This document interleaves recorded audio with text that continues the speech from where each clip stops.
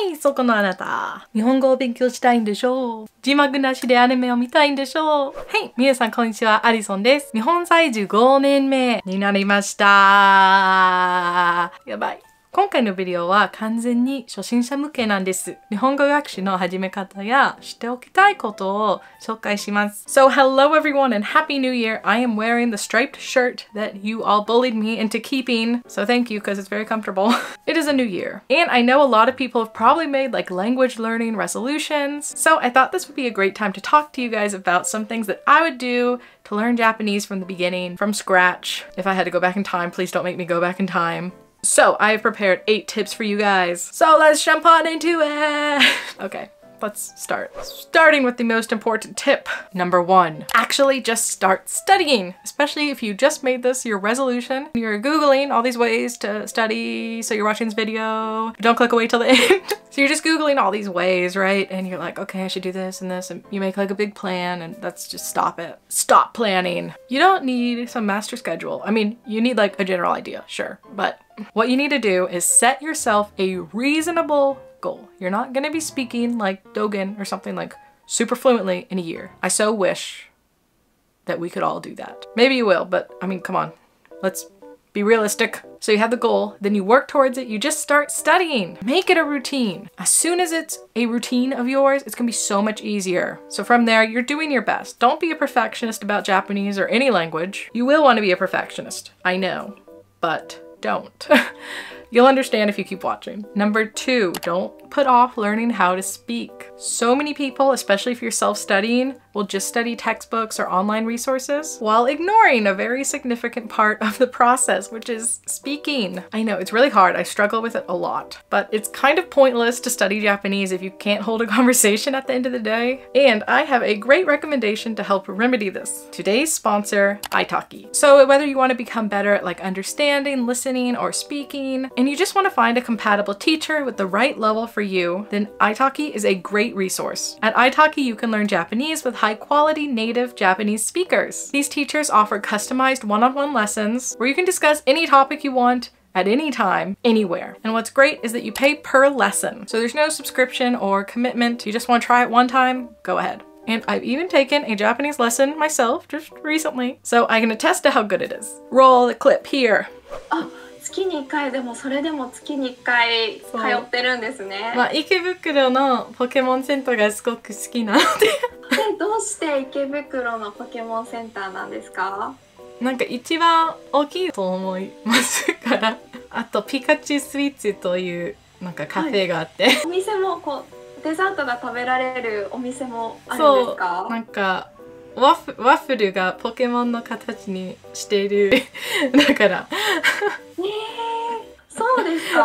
難しいイメージがありますが、まあ大学を卒業したら、あと英語が母国語だったら別に誰でもできると思います。いやいやいや、でもね、ちょっとこう日本語全くできない人はさすがに日本での生活もできない難しいから。So, Momo-sensei was such a nice teacher and I definitely want to take another class with her. So as you just saw, Italki lessons can provide you with great customized content, an individualized experience tailored to your personal needs, regardless of your Japanese level, even if you're just brand new. Seriously, you need to get on this very early. You will be thankful you did. So if you're ready to start language learning in this new 2023, check the link down below in the description. I have a promo code for you guys that you can use to redeem an extra $5 learning credit on your first lesson. They're only available for the first 50 users who click on it, and they expire January 31st, so make sure you go check it out right now. Number 3, learn hiragana and katakana first. Download an app or something. Flashcard them to death. And when you can, learn how to write them to an extent. You don't have to be perfect. Just like 20 in a row on a sheet of paper, following the stroke order. Katakana, same deal. However, honestly, for me, it took me like over a year of like studying Japanese at like college class to like, I was able to solidly know katakana. I don't know if this is like a common experience. I found katakana very hard. It like would not stick in my head, but don't sweat it. If this also happens to you, just get the gist of it and keep going. 4, yes, you need kanji too.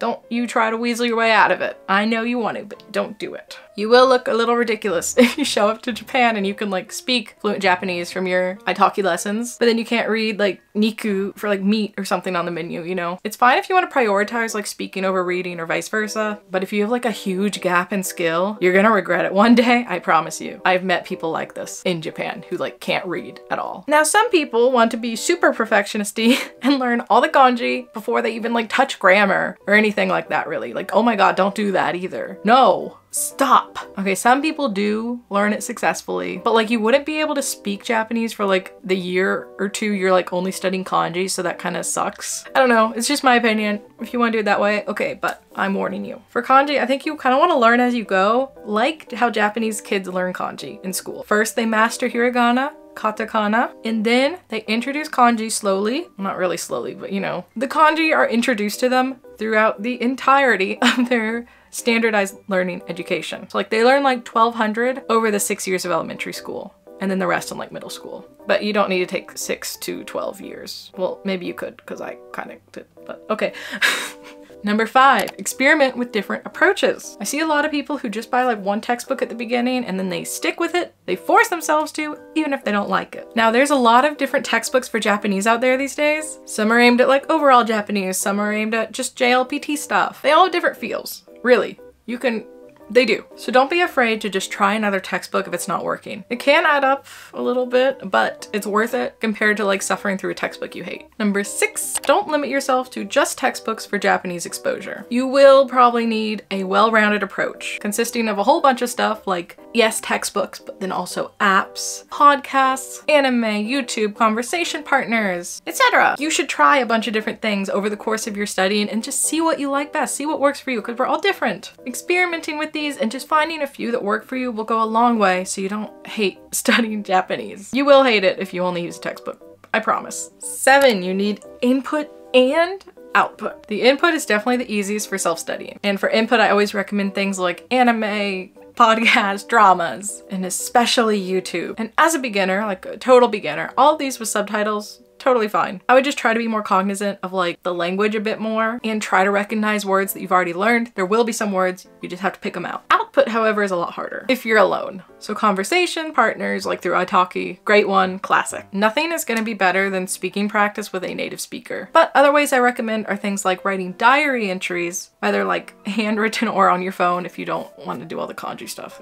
I did this a lot in like the notes app on my phone. I would just like write how my day went. And also when I had a car, I would talk to myself all the time, like on the way home from work, and recap my day. Using grammar I just recently learned, vocabulary I just recently learned, try to output it somehow. And 8, any reason is a good reason to learn Japanese. Don't be self-conscious if you just want to learn Japanese so you can read manga or watch anime or whatever. I think some communities of language learners, both online and in real life, can be very kind of like haughty for some reason. If you like don't say your reason to study Japanese, it's like you want to read Natsume Soseki in his native language or something. And they'll think your reason's stupid. There are a lot of these people out there still. There used to be like way more back when I was studying, but there still are. But just ignore these people. Learn Japanese for whatever reason you want to learn it. It's a valid reason. It's fine. I have never met a Japanese person who has laughed at me when I say, like, oh, the reason I wanted to start learning Japanese is because of anime. They're always like, oh, that's cool, yeah. Anime, global